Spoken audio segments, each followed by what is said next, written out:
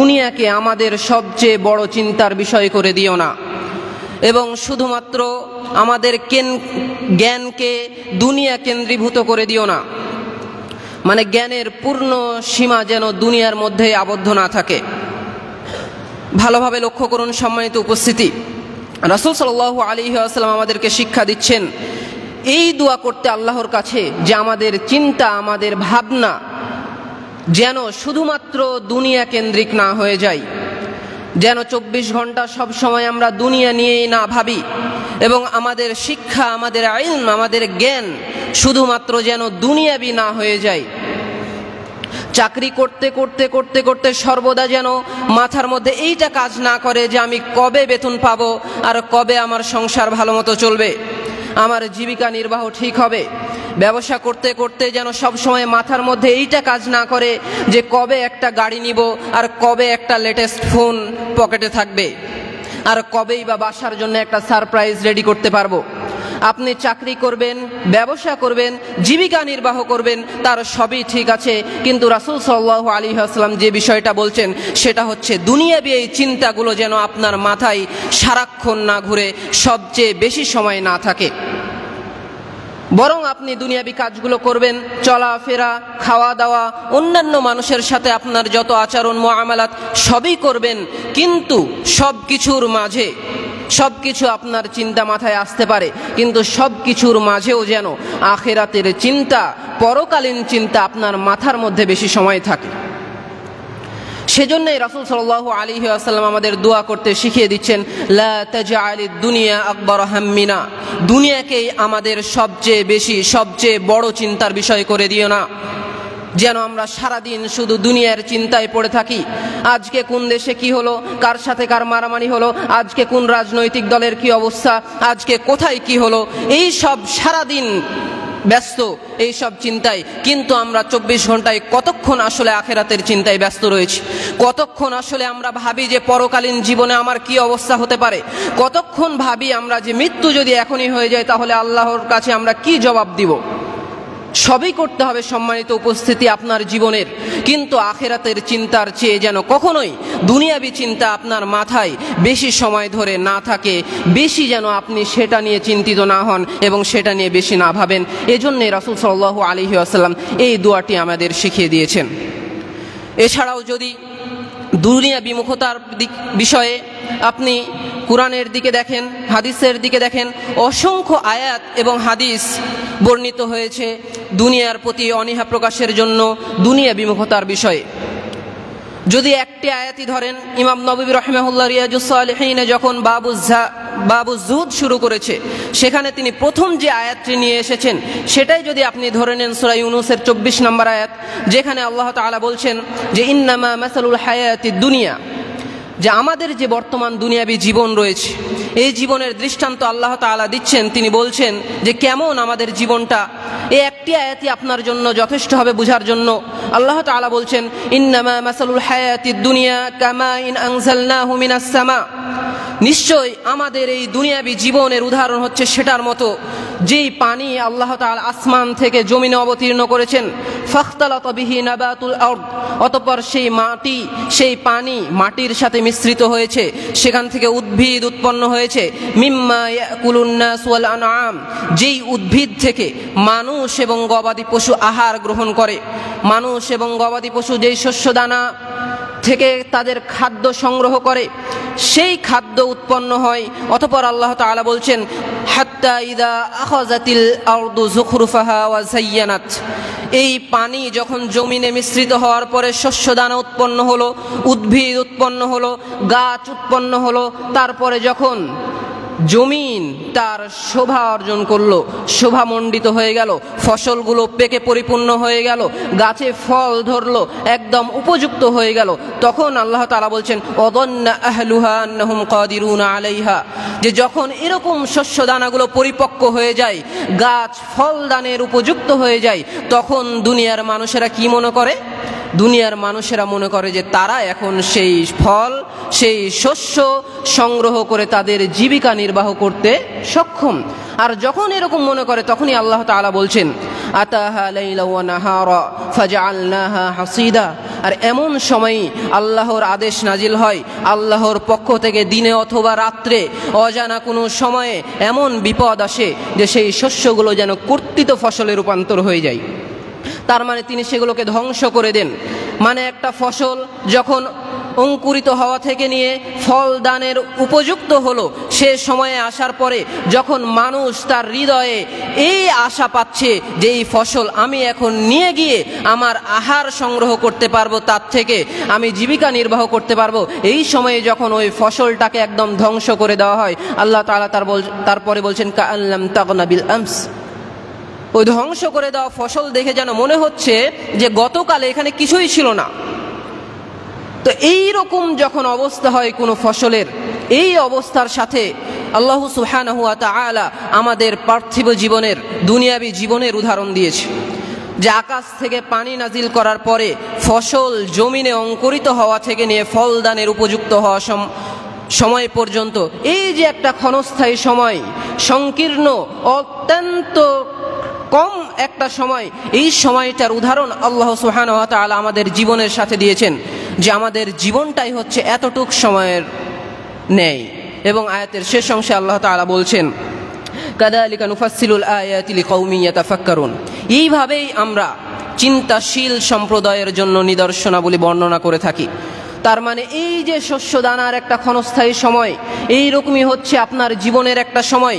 আপনার জীবনের রূহ ফুঁকে দেওয়া থেকে নিয়ে শুরু করে আপনার বড় হওয়া পর্যন্ত, আপনার অভিজ্ঞতা সংগ্রহ করা পর্যন্ত, যখন আপনি এসে ভাববেন যে আমার মোটামুটি সব কিছু জানা একটা শেষ, এখন আমি অন্তত বসে বসে খেতে পাবো, যখন আপনি জীবিকা নির্বাহ করে করে ভাববেন যে এখন হয়তো আমার সুখ নেওয়ার সময় চলে এসেছে, আমার জীবনের শেষ সময়, এখন হয়তো আমি বসে বসে কাটাবো, আপনি যখন আপনার জীবন সেটেল করে দেওয়ার পর্যায়ে যে মোটামুটি আমার জীবনকে আমি গোছিয়ে ফেলেছি, সে সময়ে দেখা যাবে আপনার জীবন শেষ।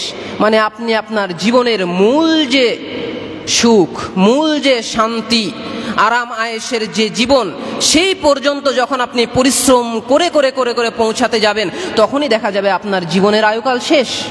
এটাই হচ্ছে মানুষের আয়ুকালের গড় একটা সময়সীমা। এর আগেও হঠাৎ মৃত্যু হতে পারে, পরেও হঠাৎ মৃত্যু হতে পারে, কিন্তু মানুষের জীবনের গড় যে আয়ুকালের সাদৃশ্য উদাহরণ, সেটা আল্লাহ সুবহানাহু ওয়া তাআলা এই আয়াতের মাঝে দিয়েছেন। আপনি যদি আরো ভালোভাবে বিবেচনা করেন তাহলে এই একটি আয়াতই আপনার জীবনের বর্ণনা বোঝার জন্য আপনার জন্য যথেষ্ট হতে পারে। এছাড়াও যদি আপনি ওই আয়াতের দিকে লক্ষ্য করেন, যেটা আমাদের সকলেরই জানা, যে মানুষকে আল্লাহ সুবহানাহু ওয়া তাআলা কিসের জন্য সৃষ্টি করেছেন, সূরাতুজ যারিয়াতের 56 এবং 57 নম্বর আয়াতে যে আল্লাহ তাআলা বলছেন যে ওয়ামা খালাকতুল জিন্না ওয়াল ইনসা ইল্লা লিয়াবুদুন। আমরা সকলেই জানি আয়াতটি, যে আল্লাহ তাআলা মানুষ এবং জিনকে সৃষ্টি করেছেন শুধুমাত্র ইবাদতের জন্য। পরবর্তী আয়াতে আল্লাহ তাআলা বলছেন যে মা উরিদু মিনহুম মির রিজকিন ওয়া মা উরিদু আন ইউতঈমুন, যে আমি তাদের কাছ থেকে কোনো রিজিক চাই না। আল্লাহ তাআলা মানুষকে ইবাদতের জন্য সৃষ্টি করে বলছেন আমি চাই না মানুষরা কোনো রিজিক অন্বেষণ করুক, রিজিক উপার্জন করুক এবং আমাকে আহার্য দান করুক, আমাকে খাওয়াক। এই আয়াতের ব্যাখ্যা ইবনে জারির আত-তাবারি রাহিমাহুল্লাহ, তাফসীর তাবারি খুলুন, দেখুন তিনি উল্লেখ করেছেন যে আল্লাহ তাআলা যে বলছে, আল্লাহ তাআলা মানুষের কাছে চান না যে মানুষ রিজিক অন্বেষণ করে আল্লাহ তাআলাকে খাদ্য দান করুন। এর মানে হচ্ছে আল্লাহ তাআলাকে খাদ্য দান করার অর্থ হচ্ছে তার যত সৃষ্টি রয়েছে সেগুলোর জীবিকা নির্বাহন করা, অন্য কোনো সৃষ্টিজীবের খাদ্যের দায়িত্ব নেওয়া। অর্থাৎ আপনি যদি অন্য সকল কিছুর চিন্তাও বাদ দেন, শুধুমাত্র আল্লাহ তাআলা এই আয়াতে বলছেন যে আল্লাহ তাআলা আপনাকে ইবাদতের জন্য সৃষ্টি করার পরে বলছেন যে তিনি আপনার কাছে চান না যে আপনি নিজেই আপনার রিজিকের জন্য চিন্তিত থাকুন, আপনি আপনার নিজের রিজিক, আপনার সন্তানের রিজিক, আপনার পরিবারের রিজিকের জন্য আপনি চিন্তিত থাকুন, আপনি সারাদিন এই চিন্তা ভাবনা মাথায় নিয়ে শুধু পরিশ্রম করে বেড়ান, এটাই আল্লাহ সুবহানাহু ওয়া তাআলা চান না। কিন্তু সম্মানিত উপস্থিতি, মানুষের জীবনে রিজিকের চেয়ে মূল্যবান আর কি আছে? দুমুঠো খাবারের তাগিদেই তো সারাদিন পরিশ্রম করা। দুমুঠো খাবারের তাগিদেই সারাদিন পরিশ্রম করা, কেননা দুমুঠো খাবার পেটে গেলেই আমি বেঁচে থাকতে পারবো এবং বাকি সব কাজগুলো করতে পারবো। কিন্তু আল্লাহ সুবহানাহু ওয়া তাআলা তিনি বলছেন যে মানুষের কাছ থেকে তিনি এটাও চান না যে সে সারাদিন শুধু রিজিকের পিছনে ছুটে বেড়াক, সারাদিন মাথার মধ্যে সে শুধু রিজিক অন্বেষণের কথা ভাবুক। উক্ত আয়াতে আল্লাহ সুবহানাহু ওয়া তাআলা দুনিয়ার প্রতি যে আগ্রহ সেটা থেকে দূরে থাকার কথা বলেছেন, কেননা রিজিকের ব্যবস্থা তিনি নিজেই করে রেখেছেন। আপনার মৃত্যু হবে না আপনার রিজিক পরিপূর্ণভাবে আপনি গ্রহণ না করার পূর্বেই। ঠিক এরকমভাবে বহু আয়াতে আল্লাহ তাআলা দুনিয়া বিমুখতার প্রমাণ দিয়েছেন, উল্লেখ করেছেন, যেভাবে সূরা আনকাবুতের মাঝে তিনি উল্লেখ করেছেন যে দুনিয়ার উদাহরণ দিয়েছেন, যে দুনিয়ার উদাহরণ হচ্ছে লাহু ওয়া লাইব, যে দুনিয়াবী জীবনের উদাহরণ হচ্ছে খেলতামাশা। এই দুনিয়াবী জীবন আল্লাহ তাআলা যে দিয়েছেন এটা হচ্ছে খেলতামাশার জায়গা। তো ঠিক এরকম ভাবে যেভাবে আয়াতগুলোতে আল্লাহ তাআলা বর্ণনা করেছেন যে দুনিয়া থেকে বিমুখ থাকতে হবে, দুনিয়ার প্রতি হৃদয়কে আকৃষ্ট করা যাবে না, তেমনি ভাবে অসংখ্য হাদিসেও রাসূল সাল্লাল্লাহু আলাইহি ওয়াসাল্লাম বিষয়টি উল্লেখ করেছেন। যেমন ভাবে আপনি যদি ধরেন শুধুমাত্র ওই একটি হাদিস যেখানে ইবনে ওমর রাদিয়াল্লাহু আনহু বলছেন যে রাসূল সাল্লাল্লাহু আলাইহি ওয়াসাল্লাম আখাযা রাসূলুল্লাহ সাল্লাল্লাহু আলাইহি ওয়াসাল্লাম বিমানকিবি, ইবনে ওমর রাদিয়াল্লাহু আনহু বলছে যে রাসূল সাল্লাল্লাহু আলাইহি ওয়াসাল্লাম আমার কাঁধ ধরলেন, ঘাড় ধরে বললেন যে কুন ফিদ দুনিয়া কান্নাকা গরীব, তুমি দুনিয়াতে এমন ভাবে বসবাস করো যেন তুমি অপরিচিত। কোনো একজন অপরিচিত ব্যক্তি যখন আপনাদের মাঝে আসে তখন কি সে একদম হাসি খুশি ভাবে থেকে যায়, আপনার সাথে ফ্রিলি কথাবার্তা এভাবে বলে, নাকি আস্তে আস্তে সে আপনার সাথে সম্পর্ক করে তুলে, আস্তে আস্তে সে সমাজে তার বাসস্থান নির্মাণ করে, তারপরে সে তার জীবিকা নির্বাহের পথে চলতে থাকে।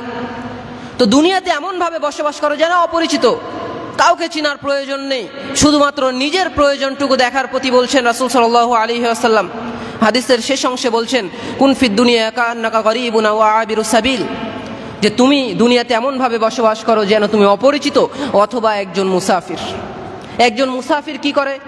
সম্মানিত উপস্থিতি, দেখুন একজন মুসাফির যে কোনো সফর করতে চায়, সে যখন সফর করতে চায় সে কি তার বাড়ি গাড়ি সবকিছু মাথার উপর করে নিয়ে সফর করে, নাকি শুধুমাত্র তার সফরের জন্য যে জিনিসটুকু প্রয়োজন সেটা নিয়ে সফর করে?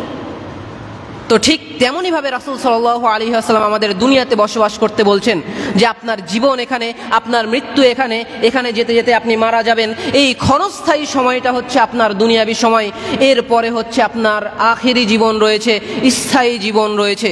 সুতরাং এই জীবন থেকে নিয়ে মৃত্যু পর্যন্ত এই অল্প সময়ে যেমন একজন মুসাফির ব্যক্তি শুধুমাত্র সফরের জিনিসটুকু নিয়ে সে সফর করে, বাকি গাড়ি বাড়ি অঢেল ধন সম্পত্তি মাথার উপরে নিয়ে, ব্যাগে করে নিয়ে, উটে বোঝাই করে নিয়ে, গাড়িতে বোঝাই করে নিয়ে চলে না, ঠিক তেমনই ভাবে আপনি দুনিয়াতে যখন চলবেন, দুনিয়াতে চলার জন্যে মৃত্যু পর্যন্ত আপনার যতটুকু প্রয়োজন, যতটুকু সম্পদ প্রয়োজন, যতটুকু পাথেয় প্রয়োজন, ঠিক ততটুকুই আপনি অর্জন করুন, ততটুকুর পিছনে সময় দিন এবং বাকি সময়টুকু আপনি আখিরাতের পিছনে ব্যয় করুন। কেননা এই সময়টা হচ্ছে আমাদের ক্ষণস্থায়ী সময়, এই সময়টা শেষ হয়ে যাবে এবং স্থায়ী সময় আমাদের জন্য অপেক্ষা করছে। ঠিক সহিহুল বুখারীর আরও একটি হাদিস ইবনে ওমর রাদিয়াল্লাহু আনহুর, সেটিও যদি দেখেন সেখানে ইবনে ওমর রাদিয়াল্লাহু আনহু বলছে যে ইদা আমসাইতা ফালা তানতাদিরিস সাবাহ, যখন আপনি সন্ধ্যা করবেন তখন আপনি সকালের অপেক্ষা করিয়েন না। সন্ধ্যা করবেন তখন আপনি ভাবেন যে আপনি যদি এখনই মারা যান তাহলে আপনি আল্লাহর কাছে কি জবাব দিবেন, এটার অপেক্ষা করিয়েন না যে সকালে উঠে আপনি কি খাবেন। এবং তিনি বলছেন ওয়াইদা আসবাহতা ফালা তানতাদিরিল মাসা, যখন আপনি সকাল করবেন তখন আপনি সন্ধ্যার অপেক্ষা করিয়েন না। সকাল করেছেন, এখন আপনি ভাবেন যে সন্ধ্যা হতে হতেই যদি আপনি মারা যান, তার আগেই যদি আপনি মারা যান তাহলে আপনি আল্লাহর কাছে কি জবাব দিবেন। এখনই যদি মারা যান তাহলে আপনি আল্লাহর কাছে জবাব দিয়ে কি আসলেই জান্নাত পাবেন, নাকি আপনি আপনার পাপের কারণে জাহান্নামে যাবেন, আপনি এটা ভাবুন। আপনি এটা অপেক্ষা করিয়েন না সকালবেলা যে আমি আজ এটা করব, কাল এটা করব, আমার এত সম্পদ বাড়বে। আপনাকে সেটা করতে হবে, কিন্তু আখেরাতের চিন্তাকে আপনার মাথায় বেশিক্ষণ রাখতে হবে, আখেরাতের বিষয়ে আপনাকে আরো বেশি করে ভাবতে হবে। পরের অংশে তিনি বলছেন যে ওয়াখুদ মিন সিহহাতিকা লিমারদাতিক, আপনি আপনার সুস্থতাকে আপনার অসুস্থতার সময়ের জন্য কাজে লাগান। কিভাবে? আপনি যখন অসুস্থ হয়ে যাবেন তখন আপনি অবশ্যই ইবাদত কম করতে পারবেন, আর অসুস্থতার সময়ে আপনার ইবাদত কম করার জন্যে আপনার ইবাদতে যে ঘাটতি তৈরি হবে সেই ঘাটতিটা যেন পূরণ হয়ে যায়, সেজন্যে আপনি আপনার সুস্থতার সময়ে ভালো মতো ইবাদত করুন, ভালো মতো আল্লাহর আনুগত্য করুন এবং খুব বেশিভাবে আখেরাতের কথা ভেবে নিজেকে প্রস্তুত করুন আখেরাতের জন্য। এবং মিন হায়াতিকালি মৌতিক, শেষ অংশে তিনি বলছেন যে মৃত্যুর জন্য আপনার জীবনকে কাজে লাগান। আপনি এখন বেঁচে আছেন, কখন মরে যাবেন সেটা আপনি জানেন না, কিন্তু মরে গেলে কি আপনি আদৌ আপনার গুনাহ খাতার কমতির ফলে জান্নাত পাবেন, নাকি গুনাহ খাতার বাড়তি হয়ে যাওয়ার ফলে জাহান্নামে যাবেন? আপনি যদি এখনই বিবেচনা করুন যে আপনি মারা গেলে আসলেই কি জান্নাতে পাবেন না জাহান্নামে যাবেন, এই কথা ভেবে আপনি আপনার এই জীবিত সময়টাকে কাজে লাগান আখেরাতের কথা ভেবে, যে ভালো মতো আমাকে নেকি অর্জন করতে হবে, আল্লাহর আনুগত্য করতে হবে। তো মানুষের এই সুস্থতার সময় অসুস্থতার জন্য এবং মানুষের এই জীবনকে তার মৃত্যুর জন্য কাজে লাগাতে হবে। আখেরাতের কথা ভেবে প্রস্তুতি নিয়ে থাকতে হবে যে এখনই যদি আমাদের মৃত্যু হয়ে যায় তাহলে আদৌ কি আল্লাহর আদালতে দাঁড়িয়ে আমি নিজের পক্ষে রায় দিতে পারবো যে আল্লাহ আমাকে জান্নাতে দিতেই হবে, আমার অমুক অমুক আমল আছে, আমার গুনাহ খাতা কম আছে? এরকমভাবে অসংখ্য হাদিসে রাসূল সাল্লাল্লাহু আলাইহি ওয়াসাল্লাম দুনিয়া বিমুখতার নিদর্শন দিয়েছেন। ওই বর্ণনাগুলো থেকেও পাওয়া যায় যেখানে রাসূল সাল্লাল্লাহু আলাইহি ওয়াসাল্লামের বিষয়ে বলা হয়েছে যে তিনার বাসায় চুলাতে আগুনই জ্বলেনি, অনাহারে দিন কাটিয়েছেন। তো এই রকমভাবে যতগুলো আয়াত এবং হাদিস উল্লেখিত হয়েছে, ইসলামে আলোচনা করা হয়েছে দুনিয়া বিমুখতার প্রতি, দুনিয়ার প্রতি আগ্রহী না হওয়ার জন্যে, দুনিয়ার ভালোবাসায় বন্দী না হয়ে যাওয়ার জন্যে। এই পরিভাষাটাকে আলেমগণ নাম দিয়েছেন আজ-জুহদ ফিদ দুনিয়া, অর্থাৎ দুনিয়ার প্রতি অনীহা, দুনিয়া বিমুখতা। তো জুহুদ পরিভাষাটার অর্থ কি, যদি আমরা এটা আলেমগণের কাছ থেকে জেনে নেই তাহলে আমরা আরো বিস্তারিত বুঝতে পারবো। সেটা হচ্ছে শেখ সালেহ আল ফাউজান তার ফাতহুল আল্লামের মাঝে উল্লেখ করেছেন, জাহিদা ফিশ শাই অথবা জাহিদা আনিশ শাই মানে হচ্ছে এক জিনিস থেকে আর এক জিনিসে আকৃষ্ট হয়ে যাওয়া, কোনো এক জিনিস ছেড়ে অন্য আর একটা জিনিসকে ধরে নেওয়া। দুনিয়াবি ক্ষেত্রে এটা শাব্দিক অর্থের দিক দিয়ে একটা অর্থ দাঁড় করিয়েছেন, সেটা হচ্ছে ধরেন আপনি দুনিয়াতে চলছেন, আপনি একটি জিনিস ব্যবহার করছেন, সে জিনিসে আপনার প্রয়োজন পূরণ হচ্ছে, কিন্তু বাজারে ওর থেকে নতুন কোনো ভালো জিনিস আসার কারণে যখন আপনি আকৃষ্ট হয়ে গেলেন যে না আমার ওই ভালো জিনিসটিই লাগবে। এইরকম মানুষের মনটা একটি জিনিস থেকে আরেকটি জিনিসে আকৃষ্ট হয়ে যাওয়া। ধরেন আপনার জীবিকা ঠিক মতো চলছে, আপনার জীবনে কোনো সমস্যা নেই, ভালো মতো চলে যাচ্ছে, কিন্তু আরও কোনো ভালো জিনিস, ভালো সুখ আপনি আরও কারো মাঝে দেখার কারণে আপনি ভাবছেন হয়তো যদি আমার জীবনটা তার মতো হতো, আমি যদি আরও তার মতো সুখী হতাম। এই যে আপনার মনটা একটা অবস্থা থেকে আর একটা অবস্থার দিকে চলে যাচ্ছে, এটাকেই বলা হচ্ছে জুহুদ, মানে আপনার মনটা একটা জিনিস থেকে আর একটা জিনিসে পরিবর্তিত হয়ে যাওয়া। তো এই সমস্ত কারণে মানুষের মনগুলো একটা অবস্থা থেকে আরো ভালো সুখ সমৃদ্ধির দিকে আকৃষ্ট হয়ে যাওয়ার কারণে, ধাবিত হয়ে যাওয়ার কারণে অনেক সমস্যার তৈরি হয়, যেটা মানুষের জন্য ক্ষতিকর। আর এই বিষয়টাকেই নিষেধ করা হয়েছে ইসলামে। এবং এই বিষয়টাই যদি আপনি আরো বিস্তারিতভাবে দেখেন তাহলে স্পষ্টভাবে বুঝতে পারবেন। জুহুদের আরো কিছু বর্ণনা যদি বলা হয়, খুলুন মাদারিজুস সালিকিন 2 নম্বর খণ্ডের 11 নম্বর পৃষ্ঠায় ইবনুল কাইয়্যিম রাহিমাহুল্লাহ তিনি উল্লেখ করছেন যে জুহুদের বিষয়ে একদা ইমাম আহমদ বিন হাম্বলকে জিজ্ঞাসা করা হলো। একজন ব্যক্তি এসে জিজ্ঞাসা করছে যে জুহুদ মানে তো আমরা বুঝি দুনিয়া বিমুখতা, কিন্তু ধরেন একজন ব্যক্তির কাছে 1000 দিনার রয়েছে, তাহলে কি সে আসলে জাহেদ, দুনিয়া বিমুখ হতে পারে? ইমাম আহমদ বিন হাম্বল উত্তর দিচ্ছেন, নাম আলা শারতিয়্যাহ, হতে পারে একটি শর্তে। 1000 দিনার, সম্মানিত উপস্থিতি, 1000 দিনারের বর্তমান যদি আপনি হিসাব করেন তারপরও 4 লক্ষ টাকা, এবং সে সময়ের হিসাবে যদি আপনি বর্তমানে দাঁড় করান তাহলে প্রায় 3-4 কোটি টাকাই মূল্য হবে। তো ইমাম আহমদ বিন হাম্বল বলছেন যে একজন ব্যক্তির কাছে এত পরিমাণ সম্পদ থাকার পরেও সে জাহেদ, দুনিয়া বিমুখ হতে পারে, তবে একটি শর্তে। সে শর্তটা কি? তিনি বলছেন আনলা তাফরাহা ইন যাদাত, যে যদি সেটা বৃদ্ধি হয়ে যায় সে খুশি হবে না। আপনার কাছে টাকা পয়সা রয়েছে, আপনার টাকা পয়সায় যদি বৃদ্ধি হয়, বেশি হয়ে যায়, তাহলে খুশি হওয়া যাবে না। এবং তিনি বলছেন যে ওয়ালা তাহজান ইদা নাকাসাত, আর যখন সেটা কমে যাবে তখন সে চিন্তিতও হবে না। মানে টাকা পয়সার বৃদ্ধি এবং কমের সাথে আমার হৃদয়ের কোনো সাথ নেই, আমার আবেগের কোনো সাথ নেই। সেটা বৃদ্ধি হলো কি কম হলো সেটার সাথে আমার কোনো সাথ নেই। এটাই হচ্ছে জুহুদ। আপনার টাকা পয়সা রয়েছে কিন্তু সে টাকা পয়সার সাথে আপনার হৃদয়ের ভালোবাসার কোনো সম্পর্ক নেই। আর এটাই আল্লাহ তাআলা কুরআনুল কারিমে বলছেন। যদি দেখেন আপনারা সূরাতুল হাদীদের 23 নম্বর আয়াতে আল্লাহ তাআলা বলছেন যে লিকাইলা তা'সাউ আলা মা ফাতাকুম ওয়ালা তাফরাহু বিমা আতাকুম। আল্লাহ তাআলা সূরাতুল হাদীদের 23 নম্বর আয়াতে বলছেন যে লিকাইলা তা'সাউ ইদা ফাতাকুম, যে যখন কোনো সম্পদ যেটা আপনার আছে কোনো বিপদের কারণে সেটা ধ্বংস হয়ে গেল, সেটার ক্ষতি হয়ে গেল, সেটা কমে গেল, তখন সেটার কারণে তারা আসলে চিন্তিত হয় না, তারা বিষণ্ণ হয় না। এবং আরো বলছেন যে ওয়ালা তাফরাহু বিমা আতাকুম, আর যখন তাদের কাছে আরো অনেক সম্পদ আসে বা আরো কোনো সুখ সমৃদ্ধি তাদেরকে দেওয়া হয়, তখন তারা আনন্দিত হয় না। কেন আনন্দিত হয় না এবং কেন তারা দুঃখী হয় না? কারণ হচ্ছে তাদের এই হৃদয়ের সম্পর্কটা তাদের এই অর্থ সম্পদের সাথে নেই। তাদের হৃদয়ের সম্পর্কটা হচ্ছে আখিরাতের সাথে। আপনি কোনো কাজ করছেন, সেটা আল্লাহর জন্য করছেন, ভালো প্ল্যান অনুযায়ী করছেন, আল্লাহর উপরে ভরসা করে করছেন, সেজন্য আপনার সেটার বিনিময় আল্লাহ তাআলার কাছ থেকে কামনা করতে হবে, নাকি দুনিয়ার এই ফলাফলে আপনাকে সন্তুষ্ট হতে হবে। সেজন্যেই আপনি যে কাজই করুন না কেন সেটার কমা এবং বাড়ার সাথে আপনার হৃদয়ের যেন সম্পর্ক না থাকে। সেজন্য রাসূল সাল্লাল্লাহু আলাইহি ওয়াসাল্লাম একটি হাদিসে বলছেন, যেখানে তিনি স্পষ্টভাবে বলেছেন যে ইহরিস আলা মা ইয়ানফাউকা ওয়াস্তাইন বিল্লাহ ওয়ালা তা'জিজ।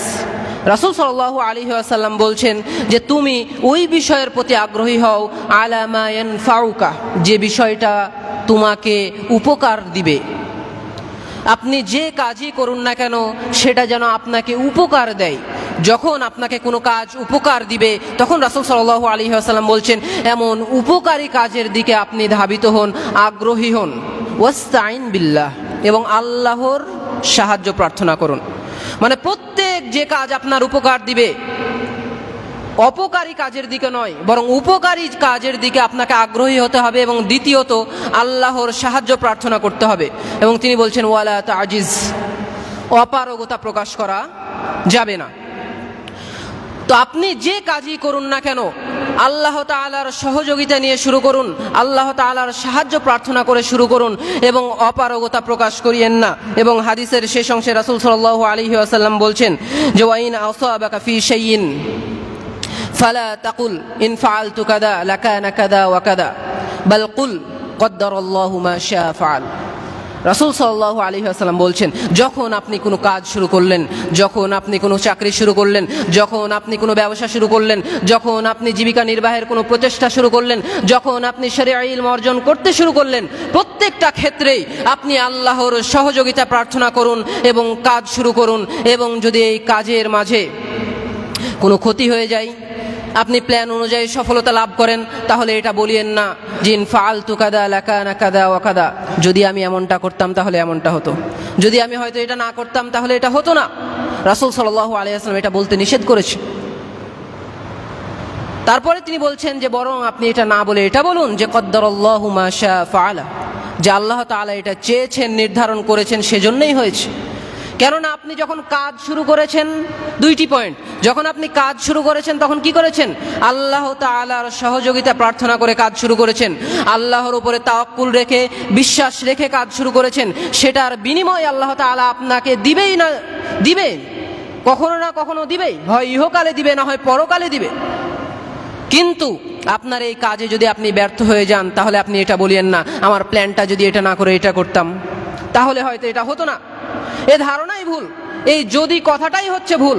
রাসূল সাল্লাল্লাহু আলাইহি ওয়াসাল্লাম বলছেন এই লাউ, এই যদি কথাটা হচ্ছে শয়তানের জন্য মানুষকে জাহান্নামে নিয়ে যাওয়ার রাস্তা তৈরি করে দেয়।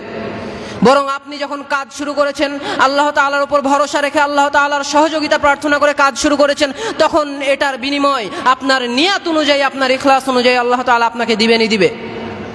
কিন্তু সেটা আখিরাতে হতে পারে, সেটা দুনিয়াতেও হতে পারে, সেটা হতে পারে আপনার কোনো ভালো কাজের বিনিময়েও হতে পারে, যে আপনাকে বিপদ থেকে রক্ষা করে তিনি আপনাকে মুক্তি দিয়েছেন, এটাও হতে পারে আল্লাহ তাআলার বিনিময়। সেজন্য এমনটা বলা যাবে না যে এরকমটা হলে এরকমটা হতো, এটা না করলে এটা করতাম, এটা না হলে এটা হতো, এইরকম কথা বলা যাবে না। বলতে হবে যে আল্লাহ তাআলা এটা চেয়েছেন, আল্লাহ তাআলা এটা নির্ধারণ করেছেন, ফলে হয়েছে। তারপরে আপনি আবারও আল্লাহর উপরে ভরসা করে আবারও নতুন প্ল্যান অনুযায়ী কাজ শুরু করেন। আপনার অতীতের সেই দুঃখের ওপরে সময় নষ্ট করে লাভ নেই। যেটাই আল্লাহ তাআলা আগের আয়াতে বললেন, যেটা বললাম সূরাতুল হাদিদের, যে তারা যা ক্ষতি হয়ে গিয়েছে, যা নষ্ট হয়ে গিয়েছে, সেটার জন্য দুঃখ প্রকাশ করে না। সেই টেনশনে সারাদিন বাড়ির মধ্যে বসে থাকলেন যে এই প্ল্যানে আমি ব্যর্থ হয়ে গেলাম, নতুন প্ল্যান কি করতে হবে। সারাদিনে 24 ঘন্টাও কোনো সময় আপনার আখিরাতের কথা মাথায় আসলো না, আপনার ইবাদতের কথা মাথায় আসলো না, আপনার আনুগত্যের কথা মাথায় আসলো না। আপনি আপনার বিফলতার জন্যই 24 ঘন্টার সারা সময় নষ্ট করে দিলেন। এটা হচ্ছে জাহেদ দুনিয়া বিমুখতার পরিচয় নয়। বরং যেটা হয়ে গেছে সেটা হয়ে গেছে, আল্লাহ তাআলা সেটা চেয়েছেন, সেটা লিখে রেখেছিলেন, সেটা শেষ হয়ে গিয়েছে। আপনি নতুন করে আবারও আপনার ভবিষ্যতে আল্লাহ তাআলার আনুগত্যের জন্য, আল্লাহ তাআলার কাছে নৈকট্য হাসিল করার জন্য, আখিরাত লাভের জন্য আবারও নতুন প্ল্যানে আবারও সুন্দর করে আপনি আগান। এটাই হচ্ছে দুনিয়া বিমুখতার পরিচয়। এছাড়াও যদি দেখেন দুনিয়া বিমুখতার বিষয়ে শেখ বিন বাজ রাহিমাহুল্লাহকে একদা জিজ্ঞাসা করা হয়েছিল যে আসলে দুনিয়া বিমুখতাটা কি।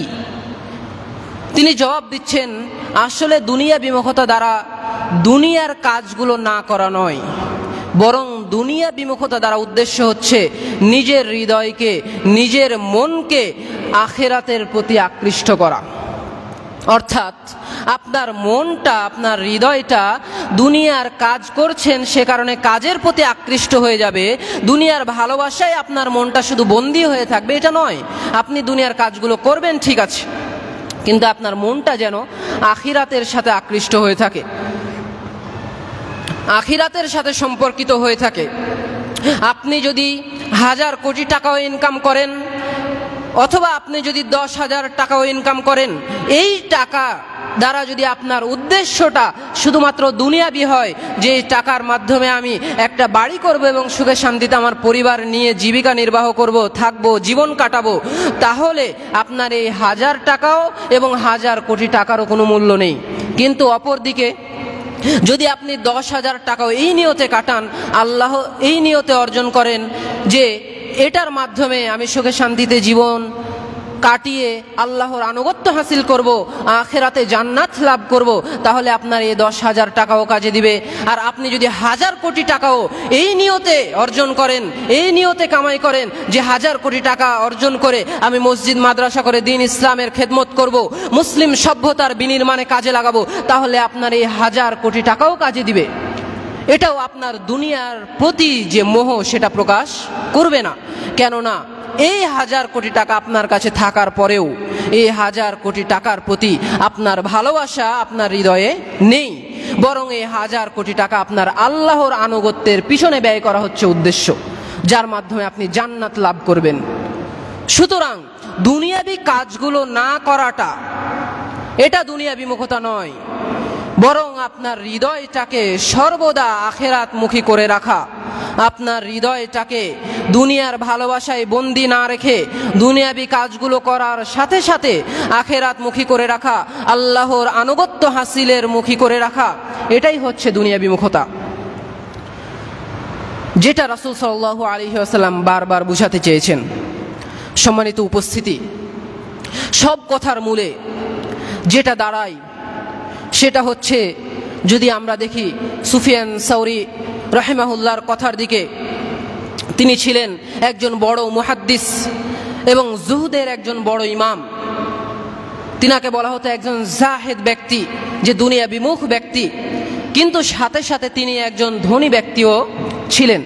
সেজন্য দেখা যায় যে একবার দেখা গিয়েছে একজন ব্যক্তি তাকে একটু তিরস্কার করে জিজ্ঞাসা করছেন যে আপনি এত ধনী হওয়ার সাথে সাথে কিভাবে জাহেদ হতে পারেন, মানে আপনাকে সবাই জাহেদ বলছে, দুনিয়া বিমুখ বলছে, কিন্তু আপনি কিভাবে এত ইবাদত করার পরেও, দুনিয়া বিমুখ হওয়ার পরেও এত ধনী ব্যক্তি হতে পারেন? তখন তিনি জবাব দিয়েছেন যে আসলে জাহেদ হওয়ার মানে এটা নয় যে শুধুমাত্র এক টুকরা শুকনো রুটি খাওয়া এবং বস্তার মতো কাপড় পরিধান করা, বরং জুহুদ, দুনিয়া বিমুখতার মানে এটা হচ্ছে যে দুনিয়াটা আপনার হৃদয়ে নয়, বরং দুনিয়াটা আপনার হাতে থাকা। দুনিয়াটা আপনার হৃদয়ে নয়, বরং দুনিয়াটা আপনার হাতে থাকতে হবে, যেন প্রয়োজনে আপনি আপনার প্রয়োজন পূরণ করতে পারেন, কিন্তু সেটার প্রতি আপনার মোহ না তৈরি হয়, আপনার হৃদয়ে শুধুমাত্র আল্লাহর আনুগত্য এবং পরকালীন চিন্তা থাকে। উমর রাদিয়াল্লাহু আনহুর একটি আসার বর্ণিত আছে, যেখানে বলছেন একদা উমর রাদিয়াল্লাহু আনহু দেখছেন যে একজন ব্যক্তি হারামে সারাক্ষণ ইবাদত করে। তখন তিনি আশেপাশের লোকজনকে জিজ্ঞাসা করছেন যে এই লোকটা যে সারাক্ষণ ইবাদত করে, তাহলে তার জীবিকা নির্বাহ কিভাবে হয়? তো লোকজন বলছেন যে সে সারাক্ষণ ইবাদত করে আর তার পানাহারের দায়িত্ব আমরা দেখি, আমরা তার খাবারের ব্যবস্থা করে দেই। তখন উমর রাদিয়াল্লাহু আনহু বললেন, আসলে জাহেদ সে নয়, জাহেদ হচ্ছে তোমরা। অর্থাৎ সারাদিন ইবাদত করাটাও দুনিয়া বিমুখতার প্রমাণ বহন করে না, বরং দুনিয়ার কাজগুলো করার সাথে সাথেই আখেরাত মুখী থাকাটাই হচ্ছে দুনিয়া বিমুখতার প্রমাণ বহন করে। কিন্তু ফলাফল হচ্ছে এইটা, মূল কথা হচ্ছে এইটা, যেটা সুফিয়ান সাউরি রাহিমাহুল্লাহ বলছেন, জানতা জাআলা দুনিয়া ফি ইয়াদিক লাইসা ফি কলবিক, যে দুনিয়াটা আপনার হৃদয়ে নয়, বরং দুনিয়াটা হচ্ছে আপনার হাতে থাকা। সেজন্য আপনার যখন যেটা প্রয়োজন হবে আপনি যেন সেটা পূরণ করতে পারেন, কিন্তু সেটার প্রতি যেন আপনার ভালোবাসা তৈরি না হয়। আর সেজন্যেই মাদারিজুস সালিকিনের মাঝে আরও কিছু আসার উল্লেখ করা হয়েছে, যেখানে আলেমদের কথা উল্লেখ করা হয়েছে। ইব্রাহিম বিন আদহামের কথা উল্লেখ করা হয়েছে, যে সেখানে তিনি বলেছেন যে আসলে জুহুদ, দুনিয়া বিমুখতা আসলে কাদের মাঝে তৈরি হয়, কারা আসলে দুনিয়া বিমুখ হতে পারে। তিনি সেখানে বলেছেন, যাদের আসলে অর্থ সম্পদ আছে তারাই আসলে দুনিয়া বিমুখ হতে পারে। কিভাবে? যার আসলে অর্থ সম্পদ আছে তারই না অর্থ সম্পদের প্রতি ভালোবাসা জাগবে, সেই না চাইবে যে সে তার অর্থ সম্পদকে কাজে লাগিয়ে সুখে থাকতে। কিন্তু যার অর্থ সম্পদ নাই, সে কি আসলে অর্থ সম্পদের প্রতি ভালোবাসা জাগবে? সে কোথায় থেকে অর্থ সম্পদ খরচ করবে? সেজন্য বলেছে জাহেদ, দুনিয়া বিমুখ ব্যক্তি আসলে তারাই হয় যারা সক্ষম। সেজন্যে আপনাকে দুনিয়ার জন্য কাজ করতে হবে, এবং আপনাকে যখন আপনি অর্থ উপার্জন করছেন তখন আপনার নিয়ত এইটা থাকতে হবে যে অর্থ উপার্জন আপনার আখেরাতে কাজে লাগবে, দুনিয়াতে নয়। আর আপনার অর্থ উপার্জনের পিছনে এইটা লক্ষ্য থাকবে যে আপনার এই অর্থ উপার্জনের সাথে আপনার হৃদয়ের সম্পর্ক নেই, যে এটা কমে যাওয়ার সাথে আপনার কোনো দুঃখের সম্পর্ক বা বেড়ে যাওয়ার সাথে আপনার আনন্দের সম্পর্ক নয়, বরং আপনার সাধারণ প্রয়োজনগুলো পূরণ করার জন্যে আপনার যে জীবিকা নির্বাহ করা প্রয়োজন সেইটা আপনাকে পূরণ করতে হবে, যাতে করে আপনি আল্লাহর আনুগত্য যখন করবেন, আল্লাহর ইবাদত যখন করবেন, আখিরাতের চিন্তা যখন করবেন, তখন আপনার হৃদয়ে, আপনার মনে, আপনার মস্তিষ্কে দুনিয়াবী চিন্তাগুলো জায়গা করে না নিতে পারে। আপনি যদি দেখেন ইসলামের ওই সমস্ত মহান ব্যক্তিদের দিকে, সেই সমস্ত আশারায়ে মুবাশশারা 10 জন জান্নাতের সুসংবাদ প্রাপ্ত সাহাবী, তাদের মধ্যে 6 জনই যারা ছিলেন তারা ছিলেন ধনী সাহাবী। উমর রাদিয়াল্লাহু আনহু, আবু বকর রাদিয়াল্লাহু আনহু, উসমান রাদিয়াল্লাহু আনহু, আব্দুর রহমান ইবনে আউফ রাদিয়াল্লাহু আনহু, 6 জন সাহাবী, তারা প্রত্যেকেই ছিলেন ধনী সাহাবী। তারা ধনী হওয়ার পরেও জান্নাতের সুসংবাদ পেয়েছেন। তার মানে টাকা পয়সার সাথে যে দুনিয়া বিমুখতার সম্পর্ক রয়েছে সেটা নয়, বরং সম্পর্কটা হচ্ছে আপনার হৃদয়ের সাথে আখেরাতের।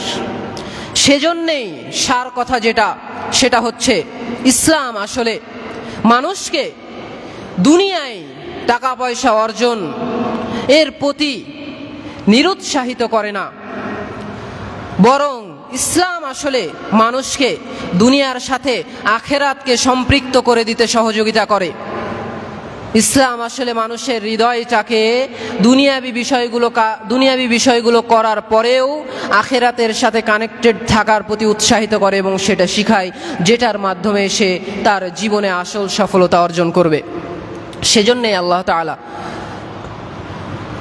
কুরআনুল কারীমে বলেছেন, যদি আপনারা দেখেন স্পষ্টভাবে আল্লাহ তাআলা বলছেন সূরা কসসের ৭৭ নম্বর আয়াতে আল্লাহ তাআলা বলছেন এইখানে যে আল্লাহ তাআলা বলছেন যে ওয়াবতাগি ফীমা আতাকাল্লাহুদ দারাল আখিরাহ, ওয়াবতাগি ফীমা আতাকাল্লাহুদ দারাল আখিরাহ। আল্লাহ তাআলা আপনাকে যা কিছু দান করেছেন, যা কিছু দিয়েছেন, যে সমস্ত নিয়ামত রাজি আপনার জীবনে দিয়েছেন, তার মাধ্যমে আপনি আখিরাত অন্বেষণ করুন। ওয়ালা তানসা নসিবাকা ফিদ দুনিয়া, এবং আপনি আপনার দুনিয়াবি জীবনে যে অংশটা রয়েছে সেটার কথা ভুলে যেন না। ওয়া আহসিন কামা আহসানাল্লাহু ইলাইক, এবং আল্লাহ তাআলা আপনার উপরে যে অনুগ্রহ নাজিল করেছে, আল্লাহ তাআলা আপনাকে যে সমস্ত নিয়ামত দিয়ে রেখেছেন, যার মাধ্যমে আপনি সুস্থ জীবন যাপন করছেন, সুখে শান্তিতে জীবন কাটাচ্ছেন, এই সমস্ত নিয়ামত দিয়ে আল্লাহ তাআলা যে আপনার উপরে অনুগ্রহ করেছেন, এই অনুগ্রহের শুকরিয়া আদায় করুন। তো আল্লাহ তাআলা এখানে যে বিষয়টি বললেন সেটা হচ্ছে মানুষের দুনিয়াতে যে অংশটা রয়েছে সেটা যেন মানুষ ভুলে না যায়, এবং দুনিয়াতে এই নিয়ামতগুলোর যেন ভালো মতো শুকরিয়া আদায় করে। আর আলেমগণ বলেছেন নিয়ামতের শুকরিয়া আদায় করার সবচেয়ে ভালো এবং সবচেয়ে উত্তম পদ্ধতি হচ্ছে নিয়ামতগুলো যথাযথভাবে ব্যবহার করা।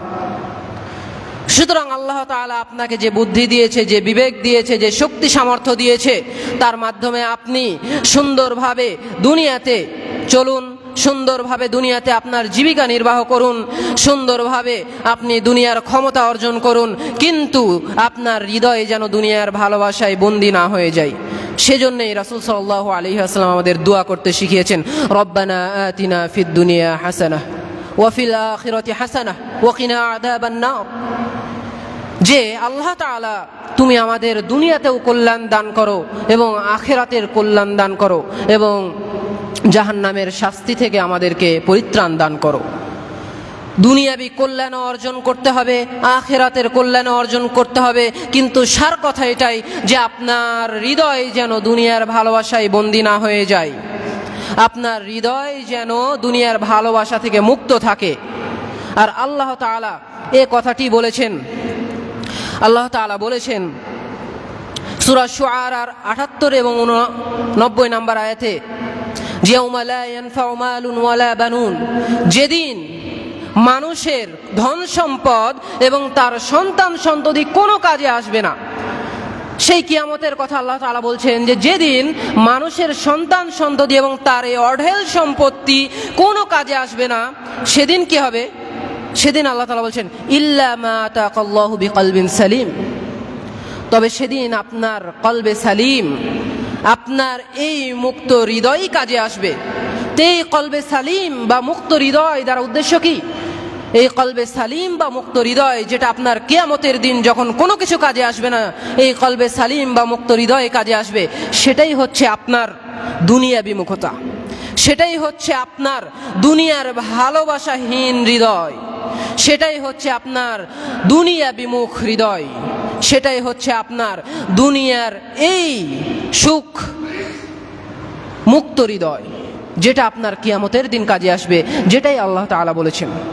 সেজন্য সম্মানিত উপস্থিতি, আমরা চাই 10 টাকা অর্জন করি, চাই 10,000 কোটি টাকা অর্জন করি না কেন, যে কাজই করি না কেন, আমরা যে ইলমি অর্জন করি না কেন, আপনারা যে চাকরি করুন না কেন, সব কাজে আপনার করতে হবে, তবে সাথে সাথে এটা মনে রাখতে হবে আপনার সেই কাজের প্রতি, আপনার সেই উপার্জনের প্রতি যেন আপনার হৃদয়ের ভালোবাসা বন্দী না হয়ে যায়, বরং আপনার হৃদয় যেন আখিরাত মুখী থাকে, আপনার মাথায় যেন আখিরাতের কথা, আখিরাতের ভাবনা, আখিরাতের চিন্তা বেশিক্ষণ ঘুরে।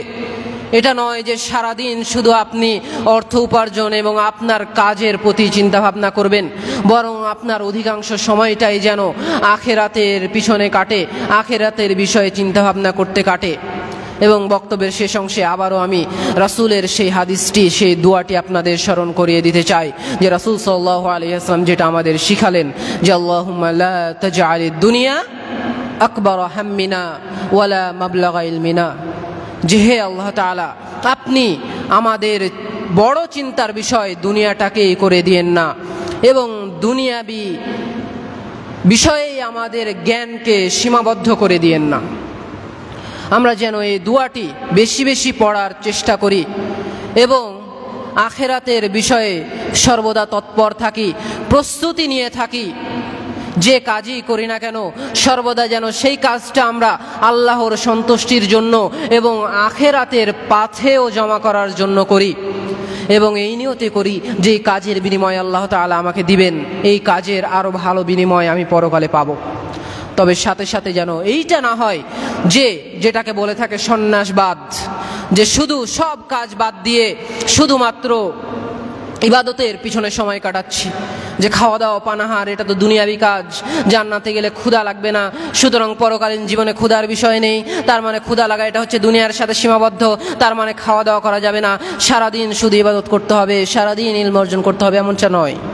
বরং দুনিয়াবি কাজগুলো করতে হবে এই নিয়তে যে আপনার হৃদয়ে যেন সেটার ভালোবাসায় বন্দী না হয়ে যায়, বরং আপনার হৃদয়ে যেন আখিরাতমুখী হয়ে থাকে। এটাই হচ্ছে জুহুদের বাস্তবতা, দুনিয়া বিমুখতার বাস্তবতা এবং ইসলামের বাস্তবতা, যে মানুষ দুনিয়াবি কাজগুলোর প্রতি অনীহা প্রকাশ করবে এটা নয়, বরং সে দুনিয়াবি কাজগুলো করবে কিন্তু তার হৃদয়টা আখিরাতের সাথে সম্পর্কিত থাকবে। দুনিয়াটা যেন আখিরাতের সাথে সম্পর্কিত হয়ে থাকে, তার হৃদয়ের সাথে নয়, বরং হৃদয় দুনিয়া থেকে মুক্ত থাকবে, হৃদয় তার হাতের মুঠোয় থাকবে, যখন যেটা চাইবে করবে, কিন্তু হৃদয়ের মাধ্যমে সে পরকালে আল্লাহর কাছে বিনিময় প্রার্থনা করবে। আল্লাহ সুবহানাহু ওয়া তাআলা আমাদের এই সমস্ত কিছু বুঝে আমল করে এবং আরও বিস্তারিত জেনে আমাদের আমল করার তৌফিক দান করুন। আল্লাহুম্মা আমিন। ওয়া আখির দাওয়ানা আনিল হামদুলিল্লাহি রাব্বিল আলামিন।